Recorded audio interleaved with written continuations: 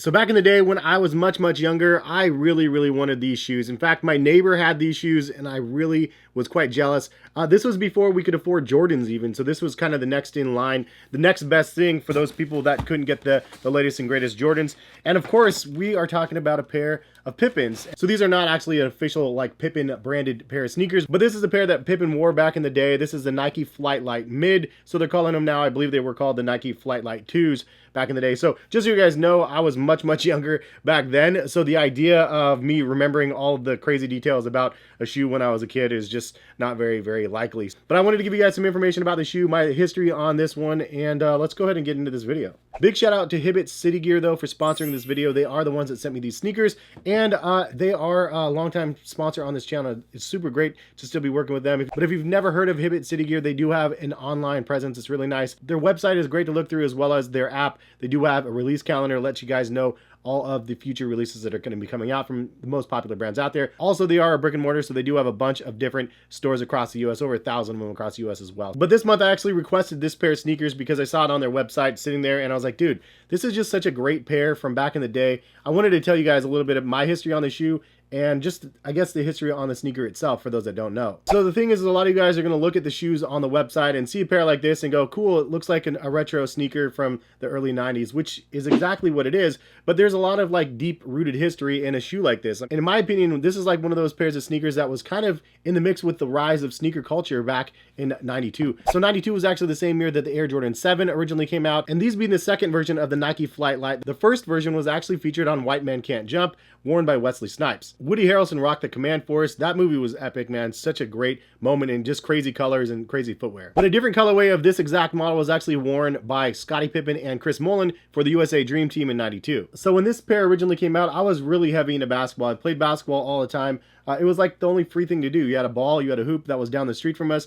I would like dribble the ball all the way like 20-30 minutes to another park to play pickup games. It was a lot of fun back then. And my neighbor Greg actually had this exact pair when I was younger, and I was always so jealous. I was like, dude, it was such a rad shoe, and at this point I don't even think I had a pair of Nikes yet. I think I was hooping in like British Knights, some BKs and stuff like that. So unfortunately I did not have a pair of these. But fast forward a year later, and I got a pair that was the next best thing, I guess, which is a pair of these, the Dynamic Flights. And this is the Pippin version that has the 33 on the back. Now back then these were not called PEs, but it was just a pair that was just available at a local shoe store, and I got it walking home from school. I had to walk about 20-25 minutes to school. So these were on sale at a local shoe store. I think that they were like, I want to say they were like 80 or 90 bucks, but then they were on sale for like half price. So I was like, dude, I think I can actually afford those ones. So I actually pulled the trigger and I got a pair of these, which is one of the models that Pippin wore after the Flight Lite 2s. So my Pippin lineage was pretty strong back then because I really liked his model of sneakers because they were a little bit more affordable than the Air Jordan sneakers. Of course, everybody loved Jordan, but I also like Pippin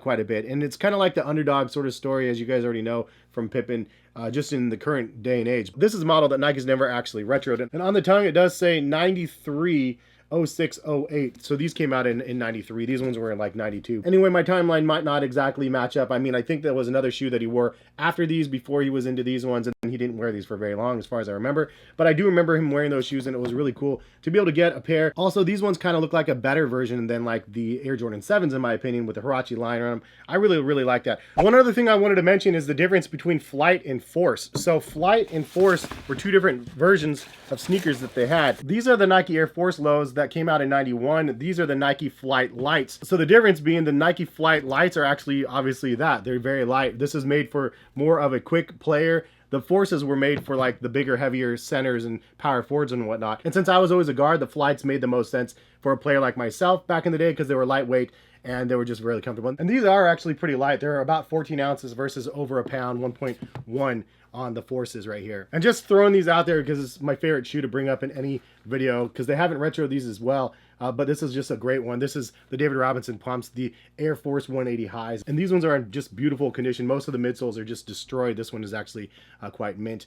And it does have a pump that you can pump up the liners. This was competing with the Reebok pumps back in the day, but this is one of the 3 models of the Nike pumps that Nike ever created, and the only one that they never retroed yet. Anyway, I'm going off on crazy tangents. Back to these shoes right here. Again, this is just one of those models that I absolutely loved. The Nike Flight logos on the midsole were super cool as well as on the tongue. And then you do have the stitched on Nike Air branding on the back. And for somebody like myself that was used to like more or less like Payless sneakers and stuff, like $20 shoes from Payless for basketball, it was kind of a treat to get something that was actually embroidered on the back of a shoe. Simple little things like that, which is standard in this day and age, is like something that was kind of luxury to me back then. Now, the overall materials of the shoe, honestly, they're not terrible, which is interesting because it feels kind of cheaper. But back in the day, like this pair right here has almost the same style of material, maybe a little bit thicker cut on here, maybe a little bit softer, but this is actually pretty decent feeling material. It does feel completely synthetic though, and maybe back in the day I thought that this stuff was better quality than it actually is. I think when you're younger, I think you're also tricked into thinking you're buying something that's high quality because the price point is higher, but that might not necessarily be the case. All in all though, this colorway is super fire. But Nightwing, I actually watched his video on these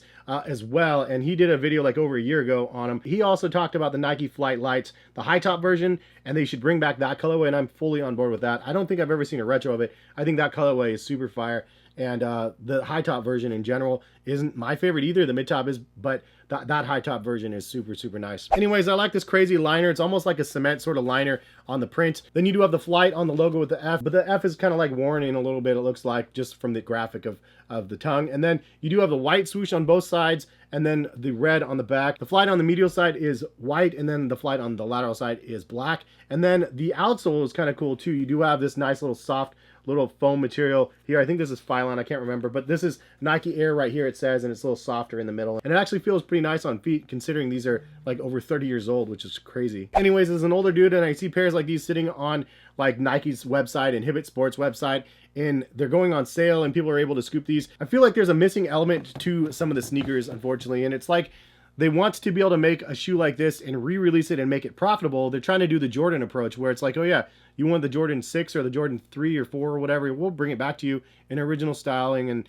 it will sell out. They can try to do the same thing with a pair of sneakers like these, but they're not going to get the maximum reach that like a pair of Jordans are going to be getting. So strategically, it doesn't make sense to be able to mass produce these the way that they do like Jordans and try to follow that trend. Even though there is a lot of nostalgia for somebody like myself out there, there's not that many people like myself out there that are really going to be like, oh wow, I really need that shoe again.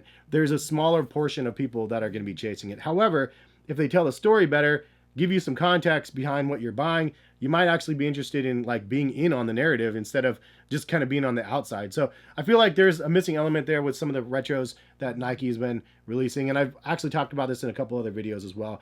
Ultimately, that's a win for the consumer though. That means you can get these for deeper discounts. You can get them on sale. You can get them in your sizes much, much later than the release. And I think that is an overall win for those people looking. So although I never bought a pair when these actually came out starting in 2022, I did get a pair now, thank you to Hibbett Sports, and I'm super glad about it. I threw them on feet immediately, and I literally just shook my head. I was like, dude, this is like pure nostalgia, because I never actually had this pair. And it's a pair that I very well remembered because it was something that my buddy wore to the ground. And although they weren't on my feet, it was fun to be able to see his journey wearing the shoes. And it was a pair that I was always like, dude, he made that shot because of those shoes, right? Like it was one of those things where it really felt like the shoes made you the better player. And it was a cool moment in time.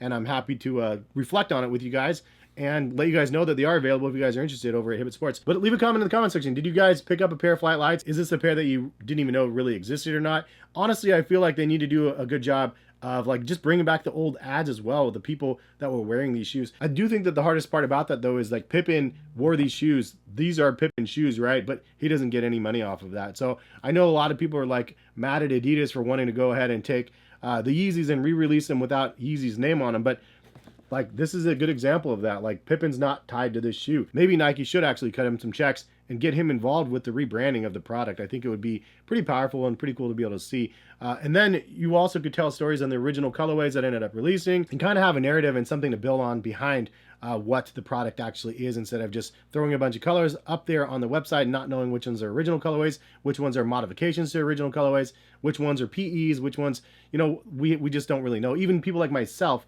I have to research it a little bit to find out because I don't remember which pairs were worn at each turning point and whatnot. But anyways, if you guys want to shop at Hibbett City Gear, check the link in the description. Go to their app. Definitely worth downloading their app. They do have raffles for a lot of the more popular Jordans out there as well, and it's definitely worth entering if you guys are interested in some of those things that release. But thank you guys for stopping by and watching again. Have a good rest of the day. Hopefully we'll see you back for some more content soon. All right, peace guys.